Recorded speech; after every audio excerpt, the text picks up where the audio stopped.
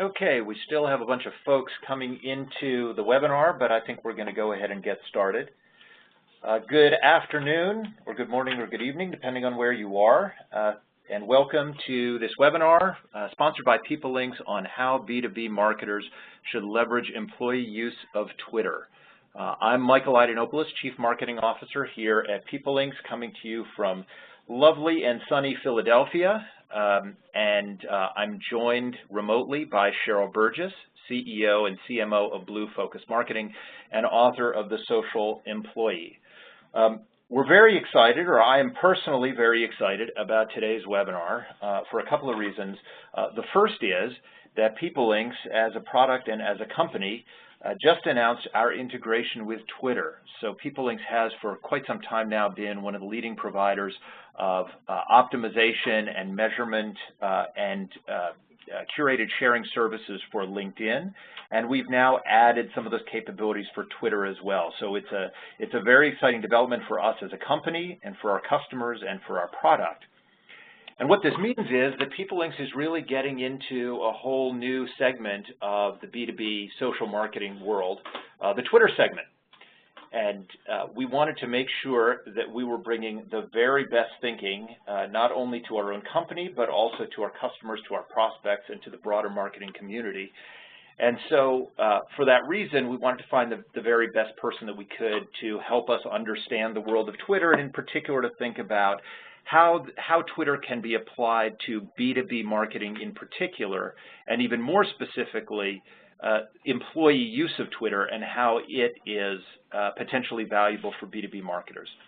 As soon as you start looking at the world of B2B marketing and Twitter, there is one name that stands above the rest, and that's Cheryl Burgess, who's our speaker today. I will do a more complete introduction of Cheryl when we get to that point in the webinar, but I'm really excited that she's agreed to join us. It's going to be a great conversation. We've been having a lot of fun going back and forth preparing for this event, and I know you're all going to enjoy it and have a lot to say.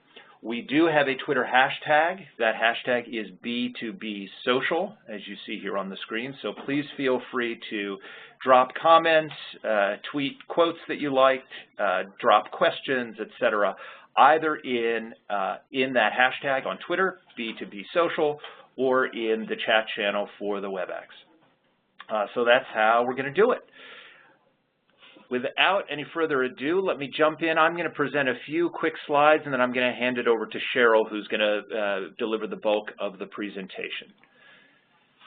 So LinkedIn and Twitter are both fantastic marketing platforms. People sometimes think of LinkedIn as more of a B2B platform and Twitter as more of a B2C platform. That's not necessarily true. So what we're finding, both in our own use of Twitter and in our customers' use of Twitter, is that Twitter is also a very powerful B2B marketing tool, especially when used effectively by employees. Like LinkedIn, Twitter allows B2B marketers to work with their employees to do things like increase brand awareness, distribute thought leadership and valuable content, and cultivate leads and prospects. These are all things that I suspect we have a lot of content marketers on the line. These are all things that you're used to doing all the time. LinkedIn and Twitter are both excellent tools with which to do them, but they do both work a little bit differently. They're not the same tool. LinkedIn, as we all know, is a much more professionally oriented tool. It's all about the work that people do. Twitter is something that more spans personal and professional. That means the dynamics are a little bit different. On LinkedIn, we get a full resume of everyone that we interact with, and we know exactly who they are. We have their real names, and we connect to them by mutual consent. It's a two-way relationship. In Twitter, it works a little bit differently. We have only a 160-character bio. People may choose to use their real names on Twitter, but they may choose to use pseudonyms. We have two-way following, where people are following each other, but on Twitter you also have one-way following. And there's a much smaller limit, obviously, on the number of characters included in the posts. So on Twitter you have a 140-character limit, famously. On LinkedIn, status updates allow for a lot more content, as well as this new publishing platform, which allows, and once it's rolled out to the entire user base, will allow everyone on LinkedIn to do effectively full-page blog posts. So LinkedIn allows for much deeper forms of publishing, much more in-depth. Twitter is a little bit more shallow, but casts a much broader net. In LinkedIn, the primary tool for organizing content is groups, where people join relevant interest groups that they care about. On Twitter, yes, there are Twitter lists, but hashtags obviously are the most popular way of organizing content there, just like we're using B2B social as our hashtag today. What all of that means for a B2B marketer is, well, is open to debate, and it's one of the things we're going to talk about today. But at the very least, I tend to think of LinkedIn as being terrific at cultivating and extending offline relationships. So these are people that you and your colleagues already know, and they're using LinkedIn as a way to digitally cement, deepen, and cultivate those relationships. Twitter is also good for that, because of course we often do tweet with people that we know, but Twitter is also very effective at creating new relationships online. If I look at my own LinkedIn profile or my own LinkedIn network, for example, the vast majority of the people that I connect with there are people that I've actually met and interacted with face-to-face. On Twitter, the vast majority are people that I really know primarily or exclusively through Twitter. Both powerful tools, but a very different kind of social and communication dynamic. Now, regardless of which of these tools we're talking about, they are both social networking tools, and especially when used for business, but even when used for personal reasons, they share three fundamental principles. And frankly, these fundamental principles, they apply whether we're talking about LinkedIn, Twitter, or Facebook, or Pinterest, or Instagram. Pick your favorite network. The three principles are profile, connectivity, and engagement. So profile. You need to start with a robust and relevant profile that represents you as an individual, and especially in the case of LinkedIn, and often in the case of Twitter, also represents your brand, your employer, effectively, accurately, and in a way that's compliant with the company branding. The second is connectivity. You want to connect to a relevant network of people that you're capable of sharing content with. And the key here is relevant network, right? So a lot of people ask me, is a bigger network a better network? You know, I have 500 plus connections on LinkedIn. Isn't that a great network? Or I have over 2,000 followers on Twitter. Don't I have an awesome network? And the answer is, well, maybe, but it also depends on whether or not those are people whose activities are relevant to you and vice versa. Because it's only when you're connecting with people who are relevant that you're able to really get to the third principle, which is engagement. You need to be engaging your networks, again, whether it's LinkedIn, Twitter, both, or other networks. You need to engage those networks with content that is valuable to them and potentially useful to you as well. Doesn't mean you need to talk about yourself all the time, and in fact, it's one of the things we can talk about in this webinar. Sometimes it's talking about yourself. Even more importantly, it's going to be sharing content that's valuable, relevant, and useful to your network. And when you're doing all three of those things, that's when you're really using these tools effectively. So again, LinkedIn and Twitter, very different tools, but these three core principles, profile, connectivity, and engagement, are consistent across both. So let me talk just very briefly about PeopleLinks. We're obviously the sponsor of today's webinar, and what PeopleLinks does. So PeopleLinks was founded all the way back in 2009 by early LinkedIn employees. And what PeopleLinks really does is it helps employees go from things like this LinkedIn profile, which you see on the screen, where it's an impersonal experience. You have somebody whose credentials are not displayed, whose company is not branded effectively, whose networks are not robust. We help them go from this to being really a compelling marketing asset where they're putting their best foot forward. They have a branded profile, professional picture, describe themselves and their brands in compelling ways, have a visually exciting profile that really becomes a kind of a 360-degree view of the individual. We also offer things like curated sharing on LinkedIn and now, as of last week's announcement, on Twitter as well. So this feature enables marketing departments to do things like take content that the company would like to encourage employees to share with the market, make it available to those employees so that with a few simple clicks, employees are able to share the content out to their networks. We try to make it really, really easy for an employee to share at scale and very quickly and without having to have a steep learning curve.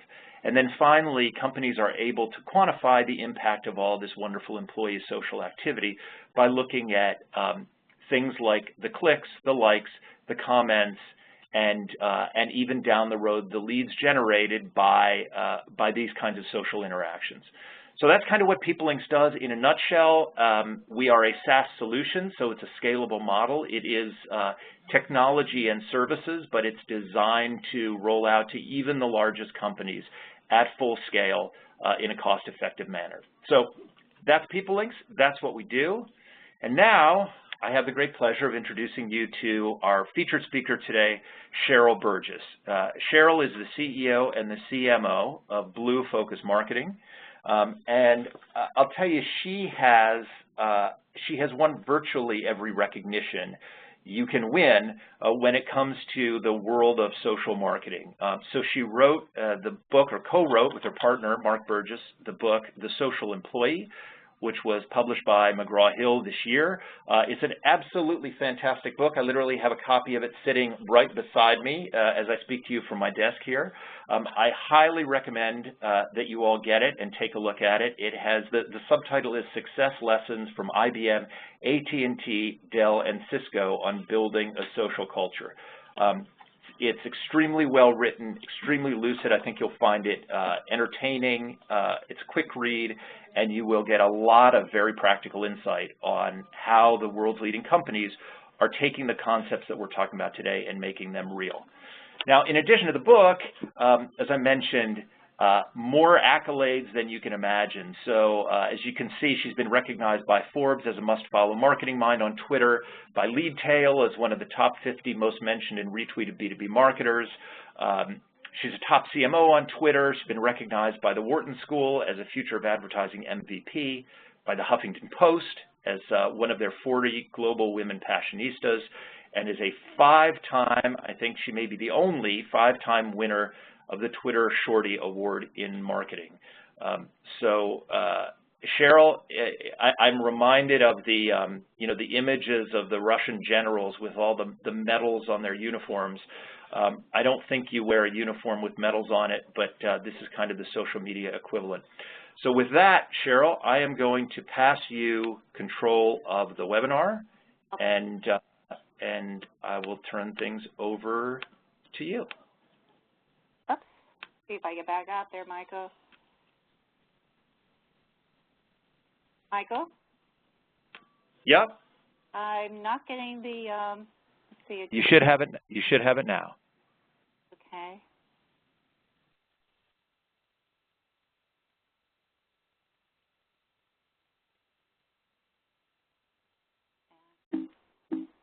It's not advancing, Michael. There it goes. We got it. Oh, we almost had a digital glitch there. Well, I'm very happy to be here, so thank you very much, Michael, for such a wonderful introduction. And a special thank you for having me here when today you're announcing your Twitter integration, so that's really fabulous. When my co-author, Mark Burgess, and I started to write The Social Employee, we realized, Michael, that this was just more than a book on social business. We began what we thought was a revolution. So once we finalized our McGraw-Hill title, we quickly secured the Twitter handle, Social Employee, and today we are connecting with thought leaders around the world. And now we're sharing insights on Twitter strategies that we never thought possible. So I'm really excited to be here today to talk about B2B marketers and how we can leverage the power of employees on Twitter. Today, B2B marketers are forming teams and armies of inspired employees to become brand advocates. They are training their employees and giving them the power to empower their employees on social media. So expecting employees, Michael, to excel without the proper training and tools is as crazy as sending soldiers into battle without weapons and supplies. So before we can start talking about Twitter, let's start talking about the definition of what is a social employee. Today, social employees are engaged, passionate workers who believe in their company's mission, vision, and values, and are actually the company's most valuable business asset. They are the brand ambassadors. Social employees want to share on their social channel just as they do in their personal lives. So it's a natural extension of their interests and passions. They see social media as a solution for streamlined communications with customers and prospects. They are trained to engage both internally and externally on behalf of the brand. So, this is one of my favorite slides because what this really does is talk about branding from inside out. And so by working to build a culture of empowered employees, a company must first take its first step, and that is a brand cannot communicate externally unless it first learns to communicate internally. And before a brand starts to reach out to any external channel, it must first make sure its own in-house communicates seamlessly, tearing down silos while building a culture of engaged employees. Twitter is not intuitive. It's really not. It really takes a little bit of a learning curve. But armed with the proper training and tools, employees will begin to engage in a digital bazaar, an environment that is safe and trusted. So as the marketplace and workplace fuses together through social technologies, Twitter continues to gain momentum. And in order to transform a business into a social business, companies need to develop more than a linear presence on Twitter.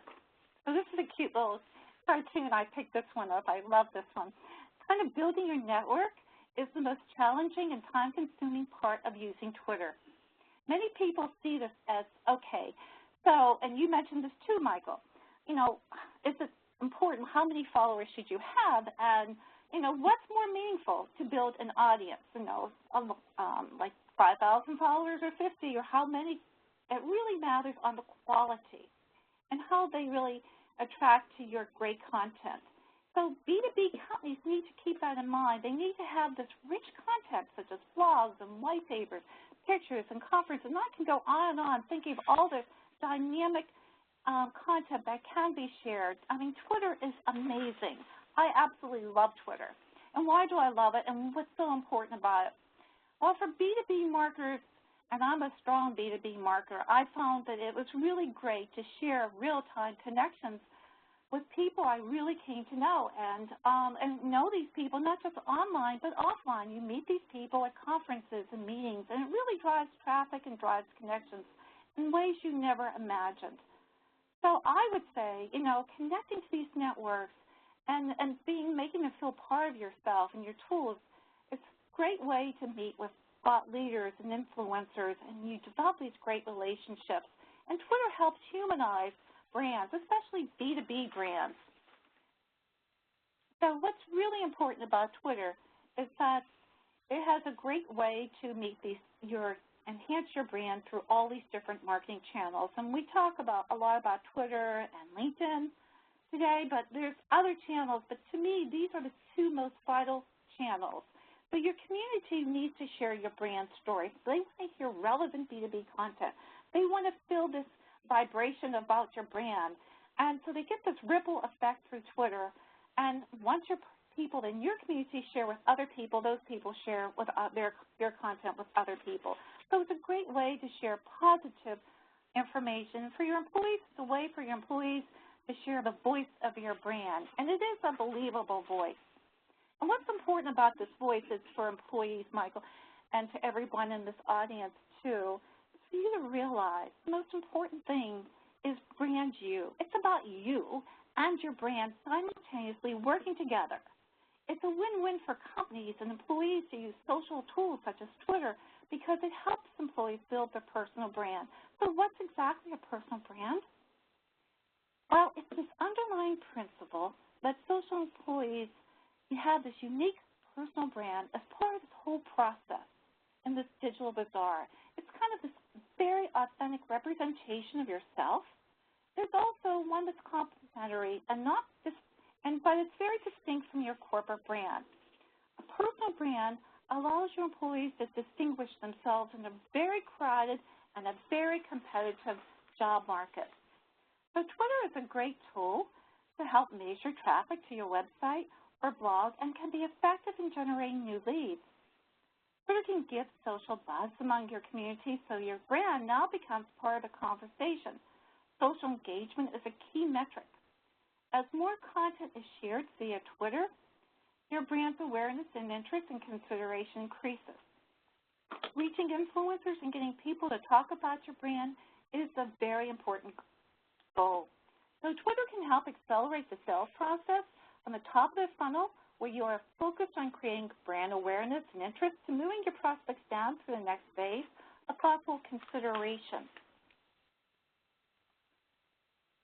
So, Michael, I want your input on this at the very end. I'd love to hear your thoughts on this slide. But B2B marketers basically use an average of 6 social platforms.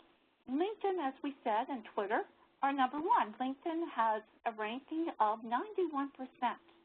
And Twitter has an 85% use of for a platform by B2B marketers. And these are very significant numbers. So while it may be a challenge for marketers to utilize multiple social platforms simultaneously, it's really important that they focus on at least 2 of these platforms. And I recommend starting with LinkedIn and Twitter and using a tool like PeopleLinks to provide a safe environment to use that for their employees. And experimentation on social tools is good, but at some point you really need to buckle down and focus. Michael, do you have something to say?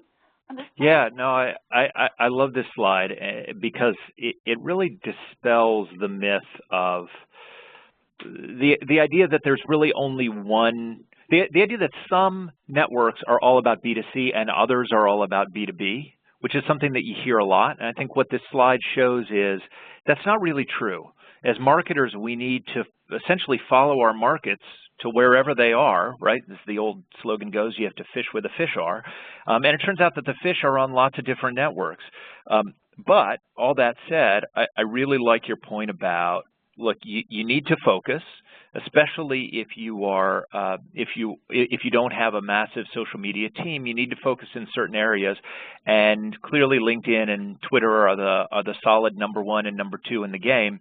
And of course, that's exactly why those are the 2 networks that PeopleLinks prioritizes in the work that we do with our B2B customers. Right, and you really do learn where the fish are if you use the proper techniques, Michael.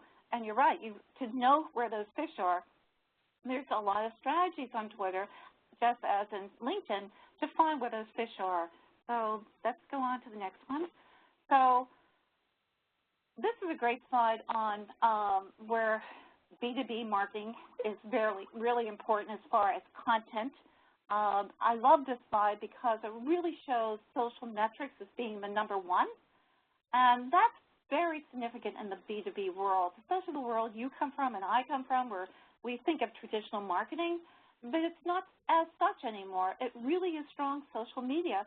And as such, using that as a channel to take all your other goods and your videos, your white papers, your webcast, and everything, and funnel it through your social channel, it's just amazing. There's so many great ideas and strategies in this chart. So let's go to the next one. And Michael, I'd like, at the end, after I finish this one, I'd like to have your input on this one too. B2B marketers use social media to distribute content has really increased over this past year, as I said before in the last chart. And so I think it's really important to focus on Twitter and LinkedIn and realize today Twitter has 230 million monthly active users that post over 500 million tweets a day. I mean, that's mind-boggling. Michael, did you have any thoughts about this slide? Yeah, it really is mind-boggling. I mean, the numbers are staggering, and as marketers, you know, we're always trying to get out to reach these audiences, and the audiences are just, they're so vast. And the idea that, especially that we as marketers can be accessing these audiences and that we can actually leverage the one-to-one relationships of our employees to access these markets is even more powerful. And I'm particularly struck by, let's see, it's the third bullet point on the right, that the biggest increase in use from last year are SlideShare, Google Plus, and Instagram. You know, especially, I think that's fascinating because it shows how quickly this space is moving, and especially the Google Plus piece. I still view Google Plus as like the kind of dark horse in the B2B marketing race, in the sense that it hasn't made huge inroads yet into the B2B marketing world, but because it's Google and because of the efforts that Google is making to integrate Google Plus into Google Search, Gmail, YouTube, et cetera, it seems like there's a lot of potential for that one to make a big splash in a short period of time. So fascinating and clearly a very, very dynamic landscape. Right, and I would tell people to keep their eyes on Pinterest as well. That's going to start moving up in the B2B world too. Let me go on to the next slide, because this kind of talks about strategies when you do tweet. For brands, tweeting with links seems to pay off, while tweets without links underperform a brand's average engagement. Tweeting with one link or more is more practice more and more brands do, but if you can start using 2 links, it's really important, especially if you're posting pictures. You can have a picture and a link, and that really doubles the performance, because tweets with 2 or more links saw 150% of brand's average engagement in this chart. So here, Michael, here's kind of us, kind of a little thing. We've been going back and forth. I think we've been having a lot of fun putting this presentation together, because I guess I'm trying to convert you and really understanding how powerful these things you can do and exciting ways of sharing content on Twitter. And one of the things I did was took a picture of our webinar, and this is something B2B marketers can do easily. You take a picture, you crop it, you save it, you upload it in as a JPEG. Only JPEGs, it usually just works for me. And so now you have a picture of the person you're going to be speaking with. In this case, that was you and I, and you have a link to the blog post where this was posted. Now you have 2 links and a visual. And what's great about this one is that visual is it's much more eye-grabbing, especially in the B2B world where everything is kind of dull at times, and we have a way to spice it up and make it more exciting. And visual data is processed 60,000 times faster by their brain than text. So, and that came from a recent social media article. So I think what's even more exciting, if you look to the right, you can see the same picture shows up in my Twitter profile. Now that rotates as I keep adding pictures. That profile, those images changes. So it's sort of like my forever photo album as you would have on Facebook. And it's really very exciting. So here's a story about IBM. This came out of my book. IBM is one of the social business success stories in our book, The Social Employee. Employing over 400,000 employees, and IBM has over 35,000 Twitter accounts. So at IBM, employees are the brand. And as Eva McCurdy, Director of Social Strategy at IBM, shared with us, the social brand defines itself by its skills and flexibility in connecting with potential clients through leaders, brand advocates, and employees at IBM build communities by captivating content that they share with their people, their friends, and their coworkers. And he described this relationship between social business and social employee by providing this analogy, and I love this analogy. So picture a ball and a bag of marbles side by side. The 2 items might have the same volume. That is, if you drop them in a bucket of water, they would displace the same amount of water. The difference, however, lies in the surface area, because the bag of marbles is comprised of many individual pieces. The combined surface area of the marble far outstrips the surface area of the single ball. The expanded surface area represents a brand's social, business, and diversity, and the surface connects and interacts with each other in a very, very unique way. So it offers customers and employees all these different paths that they can take, and the net around the marble somewhat symbolizes the company's use of social media policy and guidance. I was just going to say, it's such a beautiful image, Cheryl. I think this metaphor is spot on. It's like, it's the kind of thing where I never would have thought of it, but as soon as you showed me this picture for the first time, it was like, oh my gosh, that's exactly right. As individuals, we touch so much more surface than we do as a collective organization. And yet, on some level, we're all the same people. So, like, right. Let's empower those connections. That's why I love Twitter, I really do, because it gives you that flexibility to really reach out to new people. And what's amazing about this is through Twitter, I've been reaching out to Tom Peters. And as we said, he endorsed the book as his #1 best social business book and continues to do that through Twitter and Facebook and even in his presentation. So when he just recently sent this tweet out, so I screen captured it and put it as part of the presentation, which I think is really, it's like meaningful because it's real-time endorsement, it's real-time understanding of what this concept is. To see the marbles and to see the baseball and to understand it, it's just an amazing way of changing our world and how IBM does it. So what IBM did, they also did something else that's very interesting. And if you take that, try and copy that link there, you will find that IBM has their social media policy, which was co-collaborating and co-created by their a group of employees they had put together. And they call this social business strategy their Magna Carta moment. And IBM treats this like this is the most important thing because it's a way where they all accept social business and understand it as such, and they don't feel they have guidance, but they feel they contribute to the guidance and they feel comfortable with this. So Dell has their own success story in our book. Dell won its reputation of a customer-focused brand by using social processes to have their customers, so to say, digitally walk through their hallways. So what they did is they designed this intensive intensive social employee training program that today they have over 10,000 trained employees that understand how to connect with customers. And they keep building on that training program. I was down there at Dell World in 2013 and met with their people and spoke there, and they said that is such an exciting process. They started small, and now they're up to 10,000 employees, and those employees share stories and create blogs and emails, and it's just an amazing success story. So how do you find your B2B influencers on Twitter?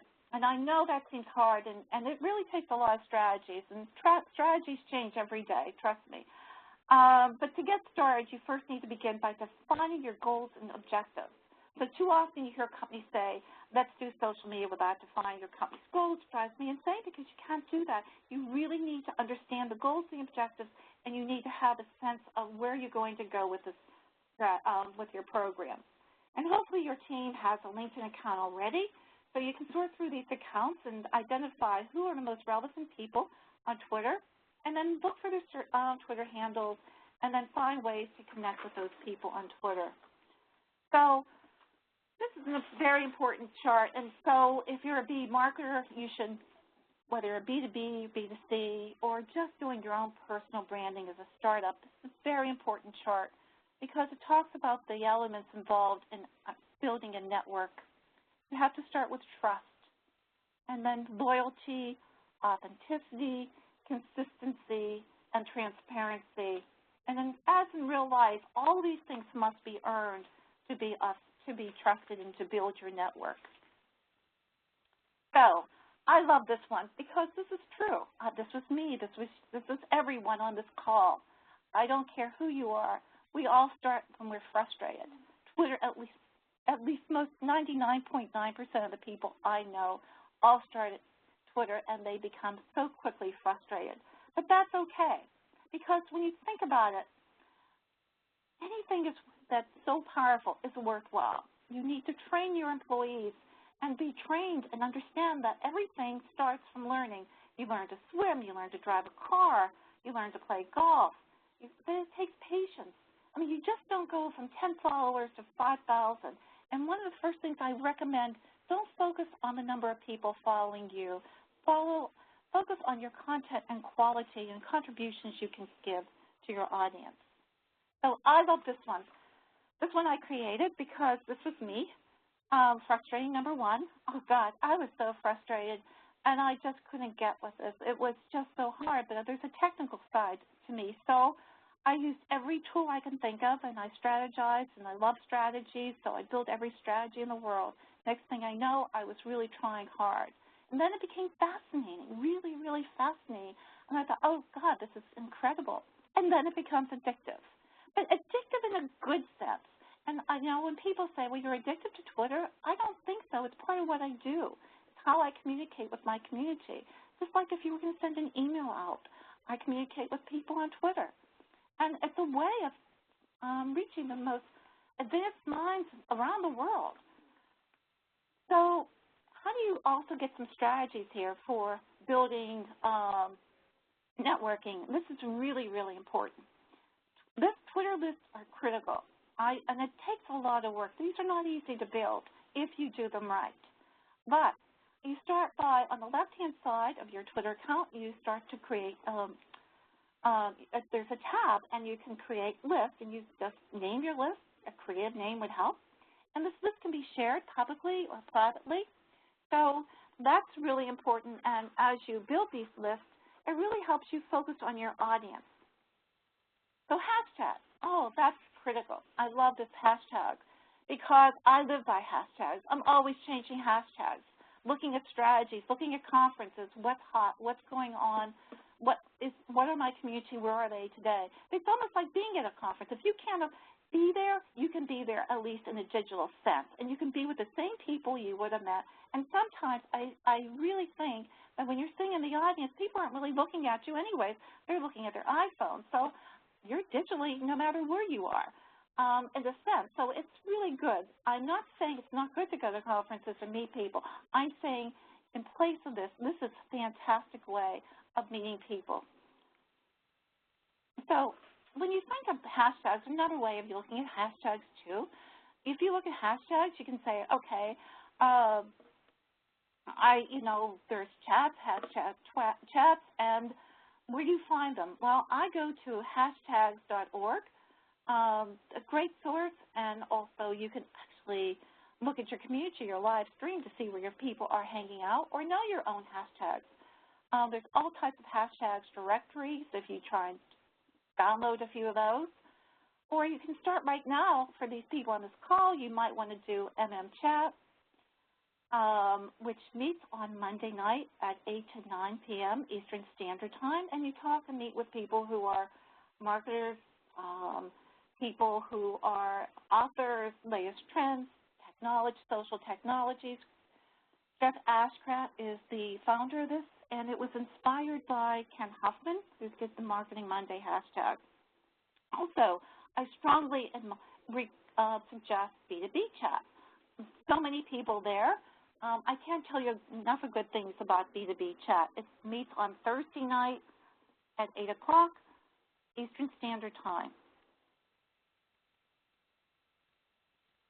So I would say, when you look at this chart, the most important thing on this chart, and really it's the most important thing about anything you do, is about listening. You do need to know your goals and objectives. As I told you, you need to be patient. All these things are here, but you really do need to start to listen to your audience. And I think it takes time and patience understand your community, and become, just start on the pilot program. Don't try and roll this program out too quickly. Start small, create, and go big.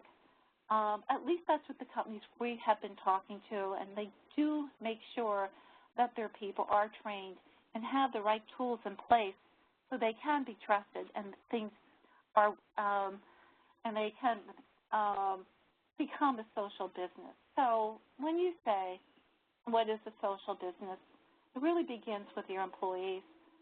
Employees are at the center of your strategy, so the greatest differentiator of them all. If you can't trust your employees with your story, who can you trust? Your employees are the voice of your brand. Social employees know your social media more than know that it's authentic. They know how to collaborate and know how to use it because they're trained by their employer. As I said, companies are training their employees quickly, and they're building these armies. And it's critically important that employees understand that they are high value within their organization. Their opinions count. And they're just not another tool. They are important to the organization. So I love this one here. So I would say social has turned the world upside down. And this chart is kind of cute because it kind of ends today's presentation on my end. And I will say that the marketers who will succeed in the future are the ones who are laying out the foundation today. B2B marketers who empower their employees to use Twitter will win in the marketing world and gain a very competitive edge. And understanding that the employees are the competitive advantage for any size employees, whether it's 4,000 or 400,000. Michael, I'm turning this back over to you. Fantastic. Thank you, Cheryl. So I'm going to jump right into questions because we have quite a few rolling in. The first one, which a number of you have asked, is there going to be, are the slides going to be available, and is there going to be a replay? So we will have a recorded version of today's webinar in its entirety. That's going to be going live on the People Inc.'s website probably by Friday. We're not going to make the slides themselves available, but you'll have all the content on the playback. So next question, which is really a compound question, and Cheryl, I think there's one part for you and one part for me. The question is, should employees maintain separate accounts for LinkedIn, or separate personal and professional accounts for LinkedIn, and what about for Twitter? So I'm going to direct the Twitter question to you, Cheryl. Should employees maintain separate accounts, personal and professional, for Twitter? No, absolutely not. I think you have to think of yourself as an integral part of your corporate brand and represent yourself to the highest integrity at all times. Social media is 24/7, and as we grow and understand how brands really work for you and for yourself, it is a win-win situation. You do become a thought leader if you use the strategy correctly, and brands need to train their employees and give them the guidance that needs to be in place. So armed with the guidance and armed with the training and armed with the potential that an individual can have a digital footprint that can last and live with them the rest of their lives, I think it's a definite win-win. Only one Twitter account. That's my answer. Well, Cheryl, you're making my job extremely easy because I could not have said it better myself for LinkedIn. On LinkedIn, absolutely one profile, not two. And as you say, Cheryl, so beautifully, like, you're one person and you're a whole person, whether it's in your professional life or your personal life. And especially on LinkedIn, which is meant to be a professional networking platform, one account and one profile and one set of status updates, and those need to represent both you and your brand effectively. And Cheryl, as you put it so beautifully, with the proper training and tools, that should not be a scary proposition for anyone. So next question is about, it's really more of a comment, but I'll ask you to give us further insight on it. Using images in your tweets. Someone commented that they found that to be extremely effective. Tell us more about kind of your perspective on how and when to use images in your tweets. That's a good question. So you don't want to go out there and every time someone hears from you, they see a picture blasted in their face, and there's a downside to that as well.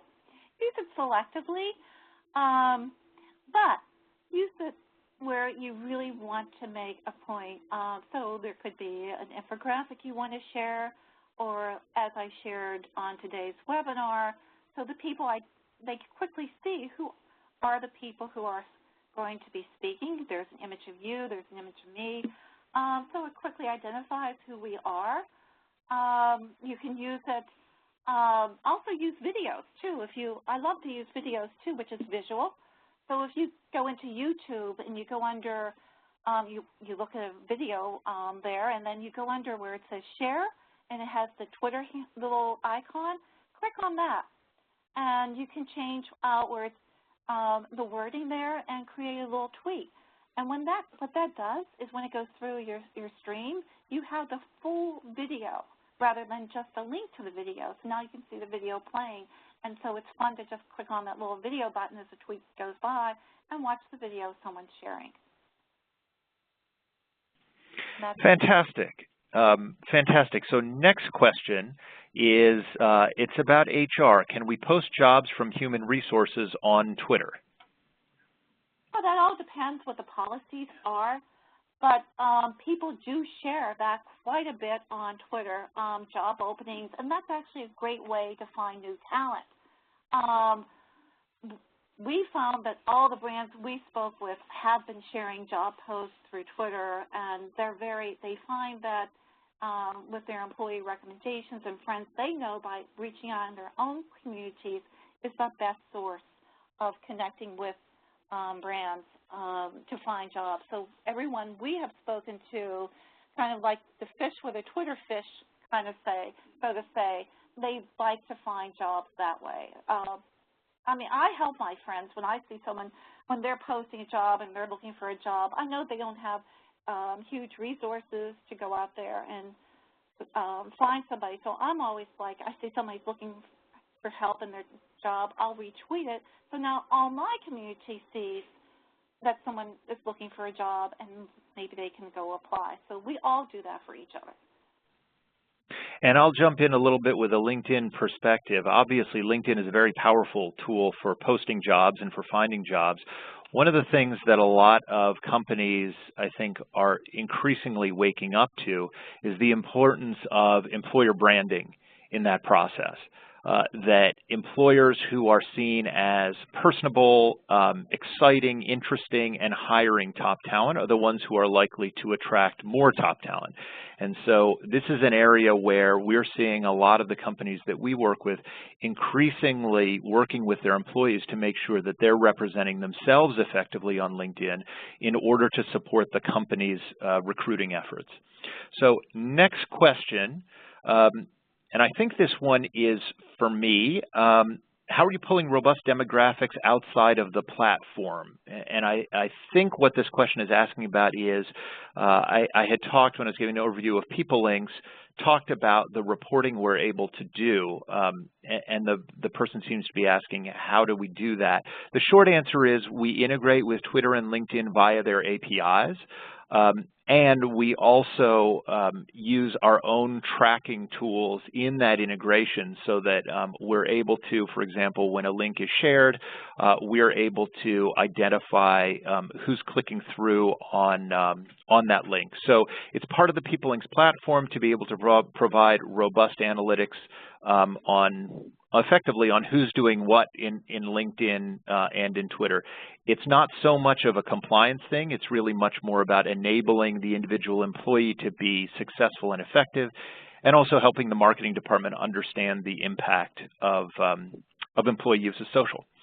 All right, so wow, we've got a lot of questions. I'm going to take them as they come. As a B2B marketer, what content is more receptive to customers rather than employees? What content is, yeah? Okay, so I love this question actually because this goes to our Mobius strip in our book. So when you think about a customer and employee, sometimes we're the customers and sometimes we're the employees. So think of your employees as customers and your customers as employees. So the content should be rich and engaging at all times. Value the customers equally as much as you value your employees. And so with that in mind, think of what engages them. White papers, case studies, testimonials, people love to read that, and they love to share it. And, yeah, I think that's kind of the bottom line answer. I think we have to change the way we think of both. And that's the whole concept of social business. It's more relevant, and it's valuable, and people are valuable, tools are valuable, and the process like you have with People Links, and you have the whole concept of social governances and policies, and you combine it together, and you create a social business that cares about people, both internally and externally. So that's an easy answer to that one. Beautifully said, and one of the things that I'll just add is one of the advantages of a tool like People Links, in which you can enable curated content sharing, is that you as a marketer can select that content which is going to be most appealing to your target demographic, to your target audience. You know, employees in some cases are going to find that stuff all by themselves, and in fact in some cases will do an even better job than you can of sourcing that content. But having the professional marketer take a look at it as well and kind of vet it before it goes out can be extremely valuable. Next question is a great one because it's something I've sometimes found myself asking as well. What are Twitter lists designed to do, and what should the lists be comprised of? That's a good one. So we use the Twitter list for everything. You know, that really depends on your again, going back to your goals and objectives. If you're trying to reach influencers, there's a way to build influencer lists. If you're trying to build lists on subject matter experts, that's another kind of a list. If you're looking for people who have a job title, that's another list. People in a different people who are in a different, that's even in sports, and you're talking about B2B, that there's interest in overlap. There's ways of merging the list and working the list to work for you, but it really depends what your goals and your strategies are. That's really how you use lists. You need to align that to your objectives. Great. Next question is another great one. Are Twitter and LinkedIn useless unless each employee has a lot of followers or connections? I'm sorry, are they useless, did you say? You broke up there, Michael. That was the question. Are Twitter and LinkedIn useless unless each employee has a lot of followers or connections? No, it's really, Michael, it's really the quality. It's really the quality. And, you know, it really doesn't matter. It really is all about quality. That's all I would say about that. Yep, completely agree. And then there is a follow-up question, which is, if so, and of course the answer is, well, not really, but if so, how can I quickly grow my networks? By listening to this webinar and getting your tool, because your tool does help. Your tool really does make it feel safe, an environment where you're going to start building those relationships. And the first thing you want to do is train your people. And once you train them and you build those relationships, you'll grow. It won't be overnight, so you need to start quickly. It's not something, well, gee, let's schedule a meeting next week and we'll talk about this. I think you should schedule a meeting tomorrow morning at 8 o'clock in the morning and start planning this out ASAP. It's that important. Fantastic. I'm going to do one or two more questions. Following up on this last one, recognizing that quality is most important, is there a minimum number of posts that we should shoot for every day to be effective? You know, again, that goes back to what your strategies are. You don't want to overwhelm. I mean, people could say 5 posts a minimum, I would say, to keep your, but it's more about valuable, and I think it's more about consistent. You don't want to disappear. If you disappear on Twitter, people worry about you, just like they do if you don't show up for work. That is, if you have an engaged community. It's about people. This is not just Twitter tweets going out. People care about each other.